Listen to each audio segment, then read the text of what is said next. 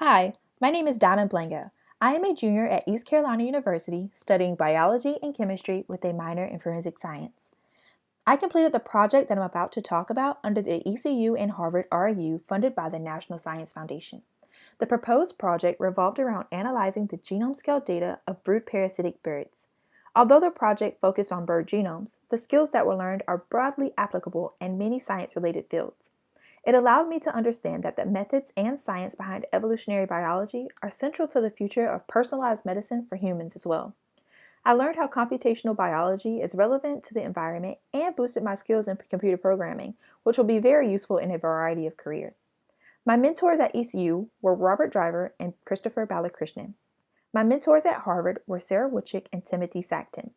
The overall project aims to characterize patterns of genomic change in both parasitic and non-parasitic birds to test whether changes in the same specific genes and/or parallel patterns of genomic change have occurred in independent brood parasitic lineages. My project examined the unique evolutionary dynamics of the sex determination chromosomes. I was able to successfully identify unknown pieces of chromosomes and characterize them as Z-linked, W-linked, or autosomal. The results will provide insight into fundamental questions about genome evolution and will provide other researchers with mapped genomes of species and reliable references that will further their research.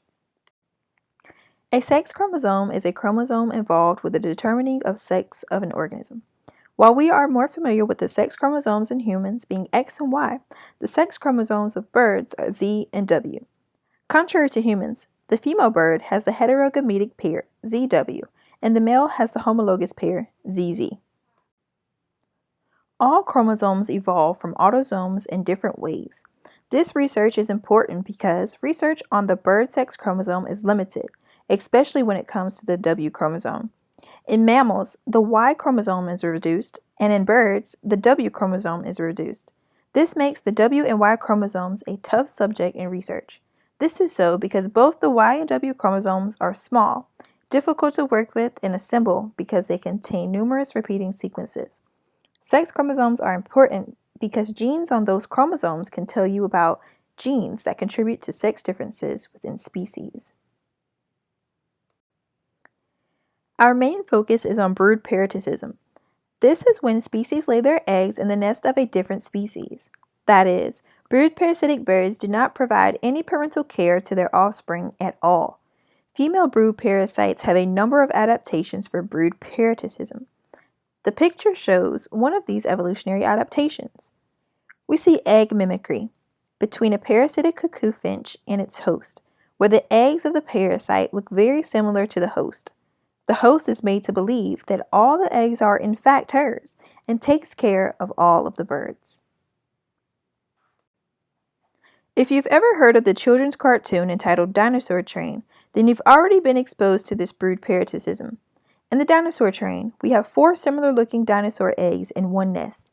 When the eggs hatch, we find that one is of a different species that managed to wind up in the nest of a pteranodon. Instead of disowning the dinosaur, the mother pteranodon nurtures him like he is her own.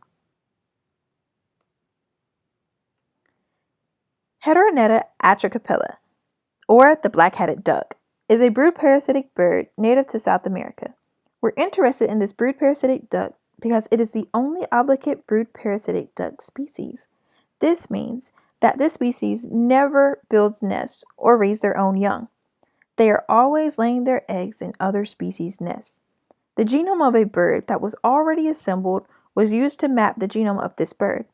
The bird whose genome was assembled actually lives in Silva Heights Bird Park in Scotland Neck, North Carolina. In this study, I analyzed the genomes of 14 wild sampled birds to get a better understanding of how genomes evolved. These birds were sampled by Doctors Bruce Lyon and John Eady.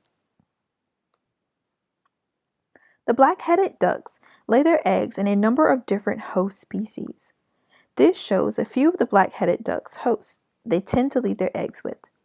The top 2 are the most prominent, that being the red-gartered coot and the red-footed coot. Some methods that were used throughout this research was Illumina sequencing, mapping these Illumina sequence reads to the assembled genome with the BWE software, and estimating coverage using R scripts.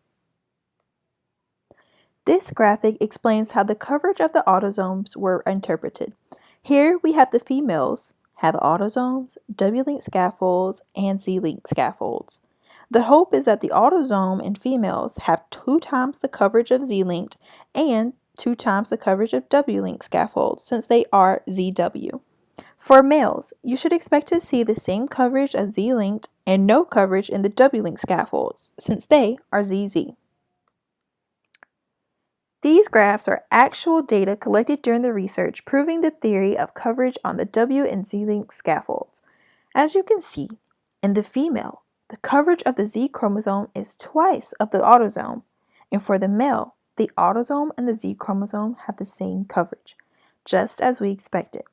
This is how I was able to identify the sex of each of my 14 individuals sequenced.